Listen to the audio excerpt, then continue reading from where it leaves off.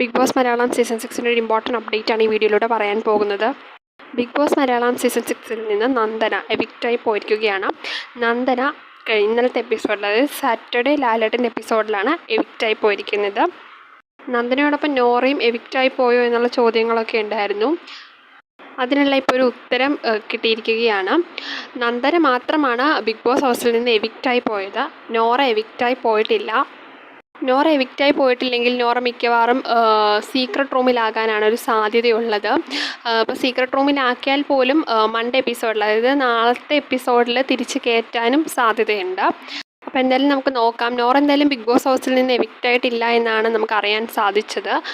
അപ്പോൾ എന്തായാലും സീക്രട്ട് റൂമിലാവാനാണ് സാധ്യത. പിന്നെ ഈ ഫിനാലേക്ക് 2 ആഴ്ച മാത്രം ബാക്കി നിൽക്കെ ഈ നോറയെ സീക്രട്ട് റൂമിലാക്കുന്ന എന്തിനാണെന്ന് മനസ്സിലാകാത്തത്. അപ്പോൾ എന്താണ് നിങ്ങളുടെ അഭിപ്രായം? കൂടുതൽ അപ്ഡേറ്റുകൾക്കായി ചാനൽ സബ്സ്ക്രൈബ് ചെയ്യണം. അതുപോലെ വീഡിയോ ഇഷ്ടപ്പെട്ടാൽ ലൈക്ക് ചെയ്യുക. പിന്നെ വീഡിയോയെക്കുറിച്ചുള്ള നിങ്ങളുടെ അഭിപ്രായം താഴെ കമൻറ്റ് ചെയ്യാനും മറക്കല്ലേ.